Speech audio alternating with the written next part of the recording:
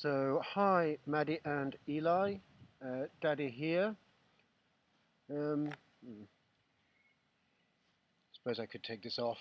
Um, Decided to come to the park today for a little bit of a breather, and there's no one around. So, yes, I hope you guys are really well, or at least as well as you can be. And yes, I needed a bit of a break today from watching The Mandalorian and catching up on other Star Wars related films and series that I hadn't actually seen up till now. Um, Obviously, when I was working full time, I didn't really have a lot of inclination to watch that many movies, although, of course, I am still a huge movie buff. Um, but yeah, so in the park, having a bit of a breather. Yes, and of course, I've been having a lot of time on my hands to think about things like when I was young. And I often dream about that time because obviously I miss my mum quite a bit. You never know you do until they pass away. And I never ever used to dream about my mum. Maybe once every few months. Now I have dreams about her at least twice a week, maybe even 3 times a week. And they're rarely happy dreams, unfortunately. But anyway, here's a couple of funny stories from when I was little.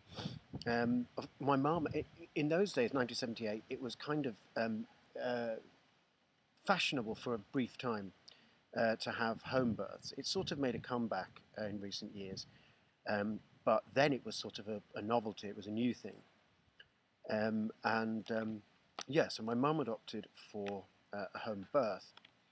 It was the address was 44 Walmsley Road, Leeds 6. I'll always remember it. I've actually visited the house since once when I was up in Leeds doing a concert, and it's all student accommodation now.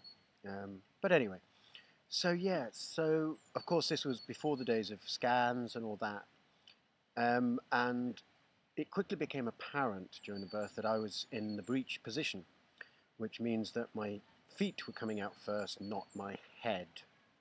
This is very bad news. Of course, now the scan would have picked that up, and my mother would have been in hospital straight away to make sure everything was okay. As it turned out, um, they had to do. She was rushed into hospital the minute they realised that I was breech. So I was kind of half born on the way to hospital. I presume St James's in Leeds. I can't remember the actual hospital, but I presume it was that way. And so half on the way there and half in the hospital. And it turned out when I was born that the umbilical cord had been wrapped around my neck. So apparently I was a pale shade of blue when I was born due to lack of oxygen. And the medical staff were very concerned that it could have caused brain damage. And the doctor used to joke that this baby's either going to be an idiot or a genius. So I thought that was quite sweet. Another story was many years later, we moved from Leeds. I was in Leeds until I was about 8. And then the family moved to Oxford, first of all. And we were in Oxford, I think, for about 2 years. And I went to a beautiful school there called St Michael's, and we lived in a house on Green Road.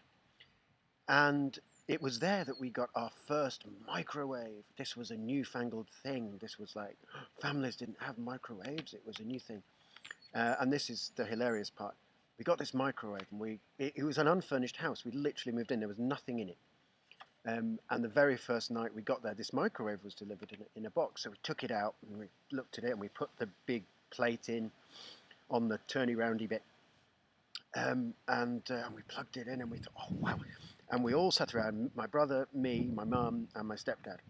And we all said, oh, let's put it on and see what see what noise it makes. So, of course, we put it on for like 5 minutes. And, of course, there was nothing in the microwave. So the very first experience of having a microwave was blowing it up because we were running it without realizing it had to have food in it. Because, of course, the way microwaves work is they heat up the water molecules in the food. If there's no food in the microwave, it basically cooks itself. So the whole thing blew up. So that was our introduction to microwaves, which I thought was quite amusing. But anyway, yeah, I was thinking there's also another couple of funny stories, just very quickly, from my younger days. Apparently my very first steps, your first steps, were precipitated by chasing Darth, the tortoise. I have a video of it, actually. It's on YouTube.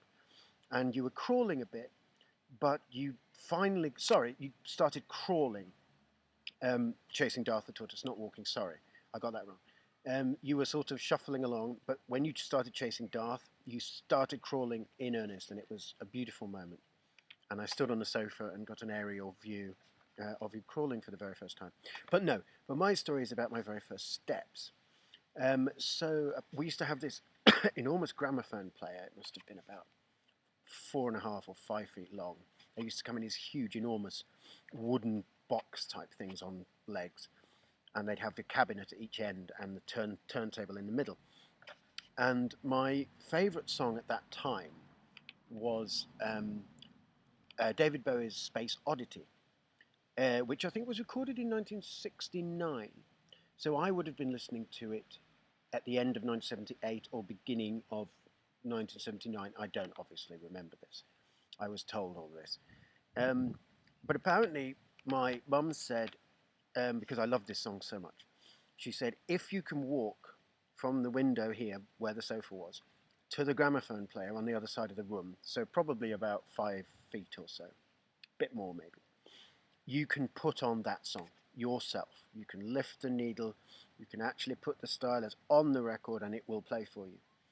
And apparently that's the lovely story of my very first steps, that I so wanted to hear this song that I forced myself to walk and put on David Bowie's Space Oddity, which is still an absolutely wonderful song, which I adore. The other story also, funnily, concerns a gramophone player, a different gramophone player, and many years later, well, 2 or 3 years later, I think. And it was downstairs in the room where my mum had attempted to have a home birth. And it was just a small turntable, just one of the little ones. And it was on the floor and it was plugged in. It didn't have a lid on it, so the record was exposed to the air. Anyway, I remember that my stepdad, who'd always had a penchant for religion, which in itself is for me at that, because I've always had the same kind of mind. Even at that age, I had a healthy suspicion and disrespect for any organised religion. But he was always very much into it, so he put on some Christian rock. And years later, I discovered it was some band called the Seekers, and he was blaring out this song from the record player, the gramophone as we used to call it, called "This Little Light of Mine, I'm Gonna Let It Shine," and it used to absolutely infuriate me. So one day, I remember walking across, I was very, very small, walking across to the gramophone while this was playing, and standing over, and I can remember this, so it's one of my earliest memories, and I remember looking down at the record, and then getting my willy out and pissing all over it. And of course the gramophone, spluttered out of life. Of course my mum comes running in and starts screaming because I could have electrocuted myself, apparently. I presume she meant the electric current could have gone up the stream of pee into my body. I don't quite know. I think that might have been an exaggeration, that I could have died. But anyway, she was never one to do things by halves. But yes, so one of my earliest memories is so disliking this Christian rock that I pissed all over it. So anyway, that's today's story, and I better put this mask back on before people come. So yes, so Daddy loves you always, and I shall see you again tomorrow. Mwah.